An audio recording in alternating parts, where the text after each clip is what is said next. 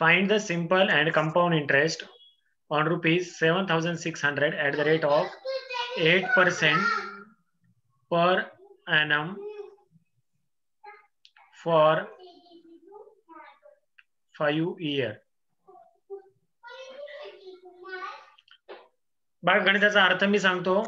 आपल्याला simple interest आणि compound interest विचारलेला आहे 7,600 रुपयावरती 7,600 रुपयावरती 8% 5 वर्षासाठी. मग आपण पहिल्यांदा गिवन लिहू.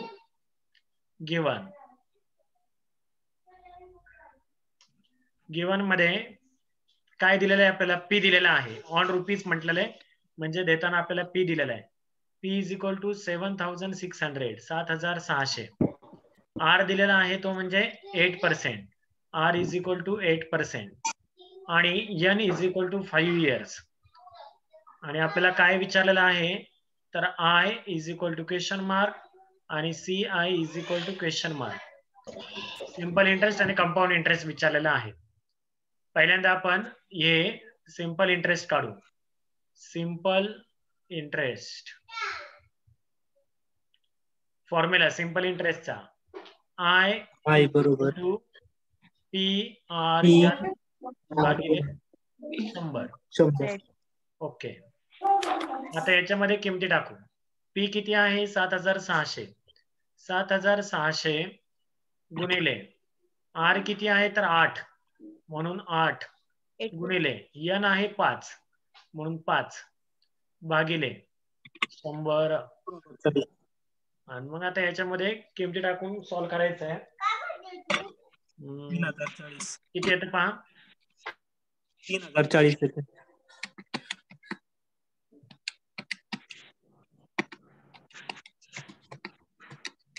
किती आलं? 3,040. 3,040. मी कॅल्क्युलेट केलेलं नाही, तुम्हीच कॅल्क्युलेट केलेलं आहे. बाकीच्यांचं येतं का? एवढंच येतं का कोणाचं वेगळं येत आहे? बरोबर आहे सगळ्यांचं एवढंच? ओके. मग सगळं बरोबर आहे असं गृहीत धरून पुढे आपण बी काढू. B compound interest. Compound interest काढू. कंपाऊंड इंटरेस्टचा काय फॉर्म्युला? कंपाऊंड इंटरेस्टचा A equal to B bracket 1 R upon 100 bracket complete raise to N.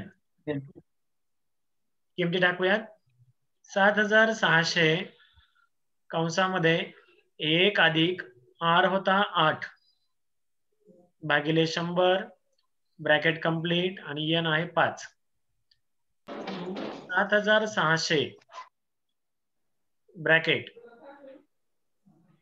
7,600 कंसात 1.08 रेज टू 5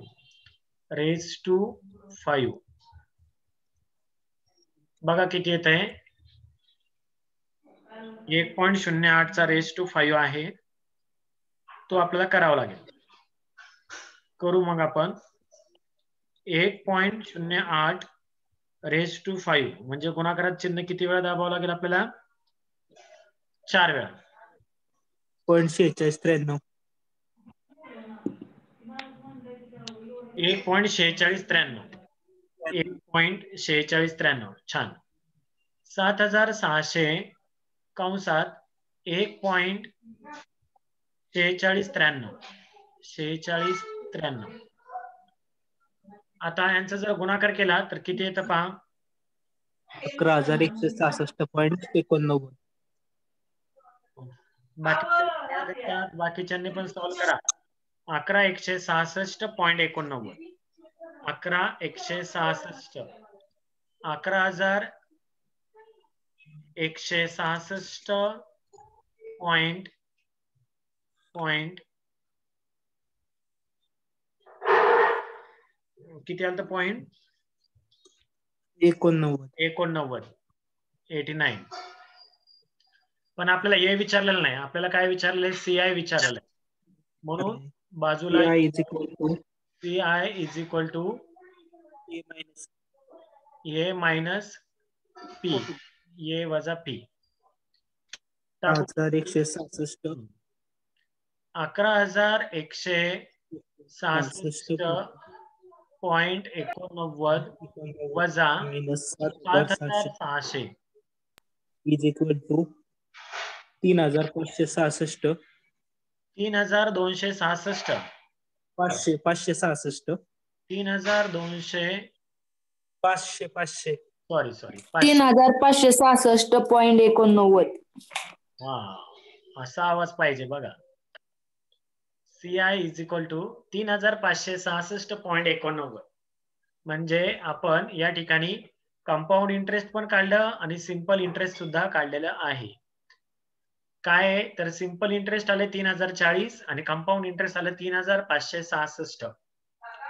कंपाऊंड इंटरेस्ट हे नेहमी सिंपल इंटरेस्ट पेक्षा जास्त असतं, कारण तिथे व्याजावर व्याज असतं, त्याला चक्रवाढ व्याज म्हटलं जातं. अशामुळे ते किती आलेलं आहे तर 3,566 आलं. सगळ्यांना गणित समजलंय का? हो सर. ओके. बाकीचे का नुसतं ऐकण्याचं काम करतात आहे? हो सर, समजलं. Okay, no problem. समजलंय म्हणल्यावर काहीच अडचण नाही. एक पुढचं घेऊ. हो सर घ्या. लगेच. चांगल्या कामाला वेळ नाही लावायचा. 22 नंबर.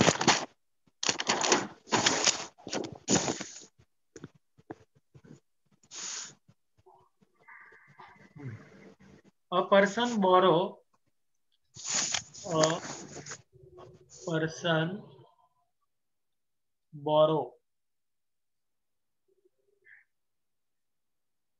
borrows करा, येस पण लावा.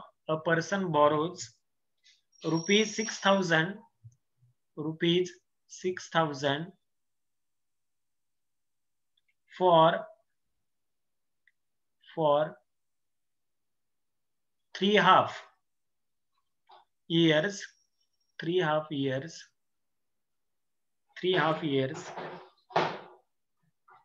at 7.5% per annum.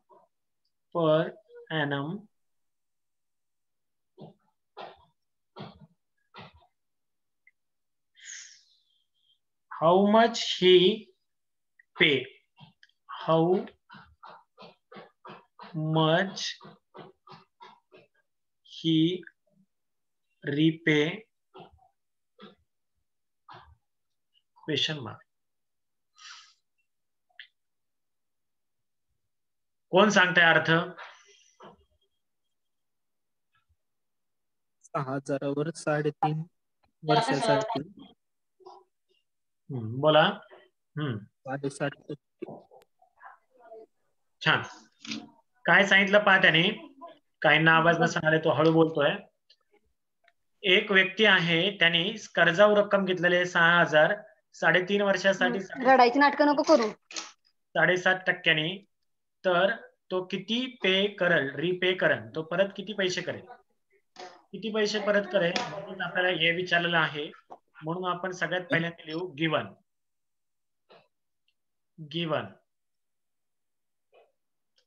काय विचारलेलं आहे, काय दिलेलं आहे आपल्याला? पी दिलेला आहे 6,000, आर दिलेला आहे 7.5%, एन दिलेला आहे 3.5, आणि आपल्याला विचारलेलं आहे A is equal to question mark. Formula कोणता वापरणार?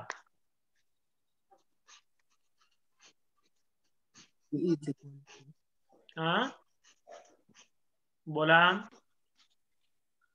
A is equal to P in bracket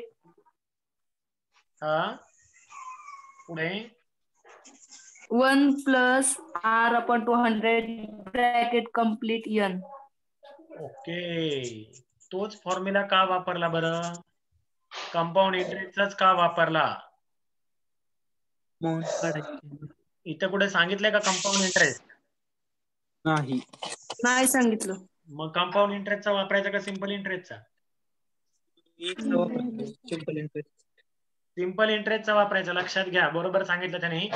जर आपल्याला मिसिंग असेल इन्फॉर्मेशन, कंपाऊंड आहे का सिंपल आहे, हे जर आपल्याला सांगितलेलं नसेल तर जशी तुमची चूक झाली तशीच इतरांची पण होऊ शकते. नेहमी लक्षात ठेवा, जेव्हा आपल्याला इन्फॉर्मेशन मिसिंग असेल तेव्हा नेहमी सिंपल इंटरेस्ट आहे असं समजायचं. म्हणून सिंपल इंटरेस्टचा इथे फॉर्म्युला आपण वापरणार, A is equal to P in bracket 1 plus R N आतमध्ये घ्यायचा, ब्रॅकेट कंप्लीट. सिंपल इंटरेस्टचा ए वापरायचा, कंपाऊंड इंटरेस्टचा ए वापरायचा नाही. आणि मग आता इथं किमती टाकू. ही गडबड तुमच्याकडनं पण होऊ शकते, लक्षात नीट राहू द्या. राहील लक्षात तर लिहून ठेवा. 6000 कंसात ब्रॅकेट मध्ये 1 अधिक आर किती आहे 7.5, म्हणून 7.5 गुणिले 3.5 भागिले 100 आणि कंस पूर्ण. व्यवस्थित सॉल्व करा. 6000 कंसात 1 अधिक हे सॉल्व करायचं, 7.5 गुणिले 3.5 भागिले 100 किती येतं पहा, 0.2725. बाकीच्यांचं काय, 7.5 गुणिले 3.5 केलं तर ते येतं 26.25 आणि त्याला भागिले किती करायचं आहे आपल्याला, 100 करायचं आहे, म्हणजे 0.2625. त्याने एकदम बरोबर सांगितलं, 0.2625 बरोबर. 6000 या दोघांची बेरीज जर केली तर ती येते 1.2625 आणि या दोघांचा गुणाकार करायचा. या दोघांचा जर गुणाकार केला तर तो गुणाकार येईल,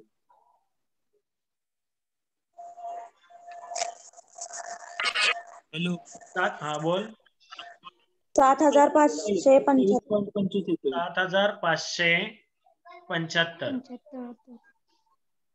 हा आला ए.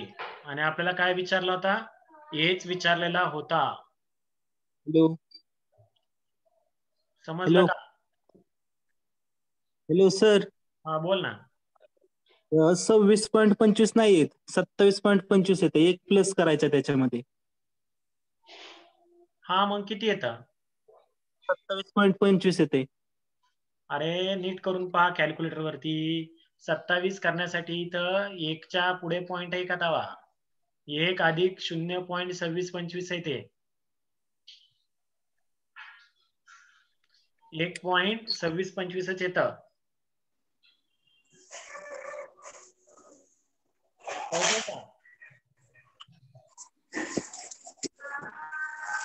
समजतंय का? परत सांगता का? बर,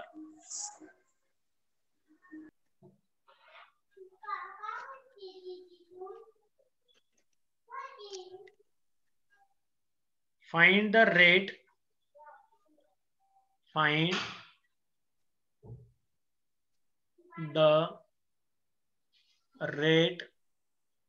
of interest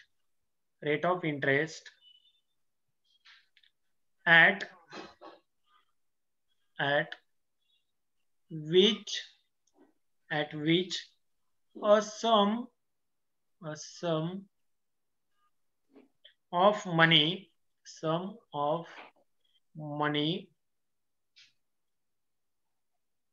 triple itself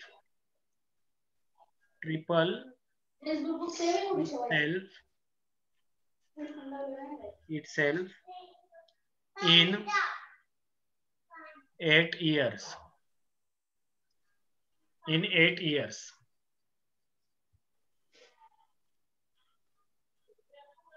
सांगा, गणिताचा अर्थ सांगा कोणतरी आधी, मग आपण सोडू.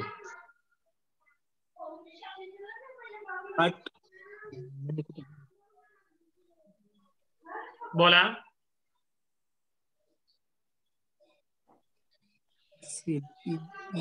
मीच सांगतो, कोणच बोला नाही. Find the rate of interest. Rate of interest विचारलेला आहे, आर विचारलेला आहे. ऍट विच म्हणजे एका रकमेचा. अ सम ऑफ मनी, एक ठराविक रक्कम आहे. अ सम ऑफ मनी, एक ठराविक रक्कम. ट्रिपल इट सेल्फ, ती 3 पट होते. इन 8 इयर्स, 8 वर्षामध्ये. मग ती रक्कम कोणती आहे ही पण आपल्याला माहित नाही, आणि आता इथे रेट ऑफ इंटरेस्ट विचारलेला आहे. मग आपण काय करूयात, तर ती रक्कम पी समजायची. ती रक्कम काय समजायची, पी आहे. 1 रुपया असेल तर ती डबल होती, ट्रिपल होती, म्हणजे 3 रुपये होतात. 100 असतील 300 होतील, 1000 असतील 3000 होतील. मग इथे आपण असं गृहीत धरू की P इज इक्वल टू पीच. ये किती होईल मग, ये इज इक्वल टू 3P, कारण 3 पट होतो म्हणजे 3P होतो. आणि इथं दिलंय काय आपल्याला, n दिलेला आहे, n इज इक्वल टू 8 आणि r is equal to question mark असा विचारलेला आहे. आणि मग आता आपण काय काढायचंय आपल्याला, तर इथे काढायचं आहे r काढायचा, रेट ऑफ इंटरेस्ट काढायचा आहे. फॉर्म्युला लिहायचा. कोणता फॉर्म्युला लिहिणार,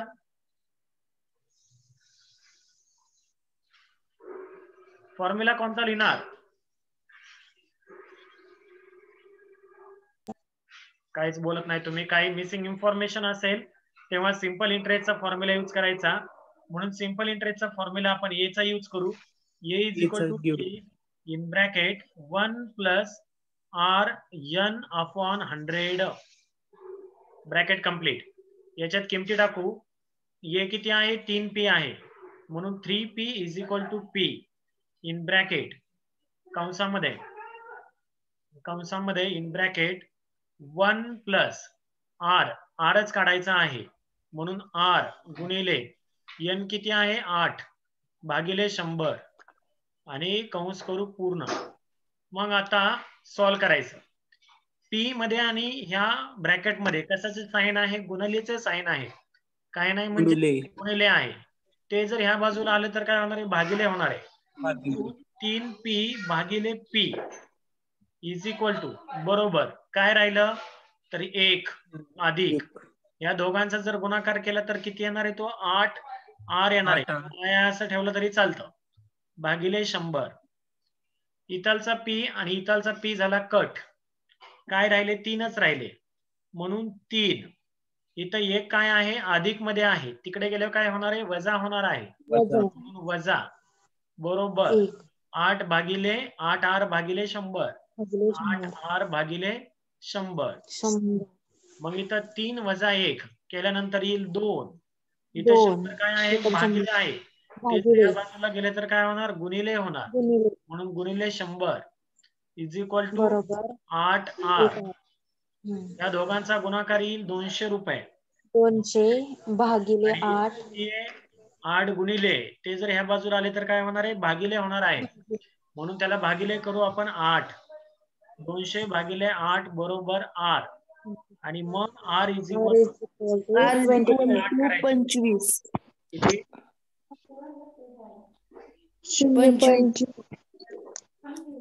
25. 25 येतं फक्त, 0 पॉईंट कुठं आणलं. 200 भागिले 8 25, 25%.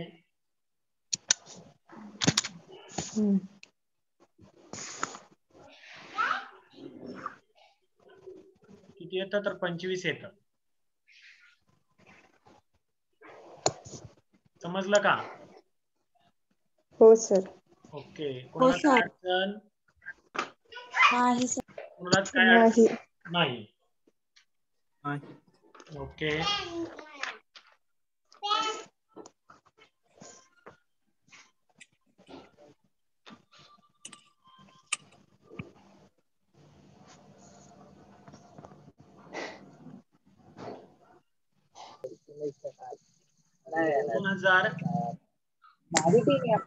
कंसात तुमचा आवाज येतो का, आवाज येतोय तुषार वगैरे, तुमचं जरा म्यूट केलं तरी चालेल. 10 गुणिले 20 जर केलं तर ते येतील 200. 200 भागिले 100 केलं तर 2, 1 आणि 2 येतील 3 आणि 2 येतील 3. मग 2000 गुणिले 3 जर केलं तर उत्तर येईल आपला हे 6000. कशाने आला, हा आलेला आहे आपला सिंपल इंटरेस्टने 6000. हा सिंपल इंटरेस्टने झाला. आपण आता कंपाऊंड इंटरेस्टने काढू. कंपाऊंड इंटरेस्टने किती येतो पहा. म्हणून इथं लिहा कंपाऊंड इंटरेस्ट.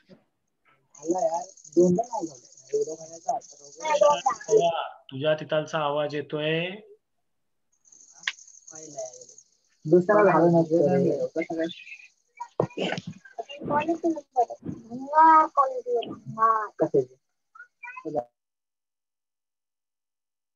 फॉर्म्युला एचा वापरायचा. A is equal to P in bracket 1 plus R upon 100 bracket complete raise to N.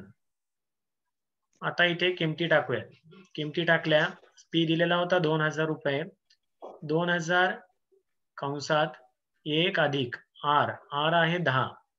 10 भागिले 100 ब्रॅकेट कम्प्लीट रेज टू 20.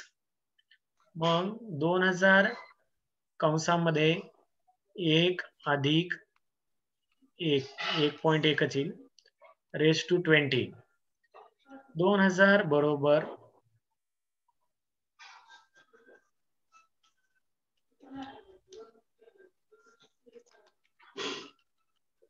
2000 बरोबर हे सॉल्व करायचं. 1.1 रेज टू किती आहे? 20 आहे. नीट व्यवस्थित काढायचं. पहा बरं किती येतं.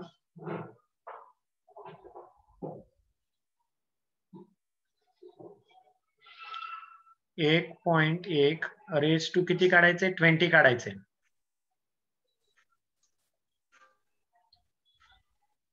किती आलं? 6.7274. 19 वेळा बरोबरचं साइन दाबायचं असतं. आणि जे आले त्याच उत्तराला जर आपण गुणिले 2000 केलं तर आपलं उत्तर येईल 13,454.99. 13,454.99 काय आलेला आहे? हा ए आलेला आहे. बघा एक गोष्ट लक्षात येते का तुमच्या? इथे सिंपल इंटरेस्टनी 6000 रुपये झालेत आणि कंपाऊंड इंटरेस्टने किती झाले? 13,000 रुपये. म्हणजे त्याच्या जवळपास कितीतरी पट रक्कम झालेली आहे. म्हणजे काय असतं की कंपाऊंड इंटरेस्ट मध्ये व्याजावरती व्याज लावलं जातं आणि असं किती वर्ष लावलंय? 20 वर्ष. पहिल्या वर्षी जेवढं व्याज झालं त्याच्यावरतीच परत आणखीन व्याज लावत गेले. परत दुसऱ्या वर्षी लावलं, तिसऱ्या वर्षी, असं 20 वर्ष व्याजावरती व्याज लावल्यामुळे रक्कम पहा 6000 का सिंपल इंटरेस्ट नव्हती तीच कंपाऊंड इंटरेस्टने किती झालेली आहे? 13,454.99 एवढी रक्कम झालेली आहे. असं हे गणित आहे. थांबायचं का घ्यायचं आणखीन एखादं? थांबू. ओके, मग आपण थांबू. आज जेवढं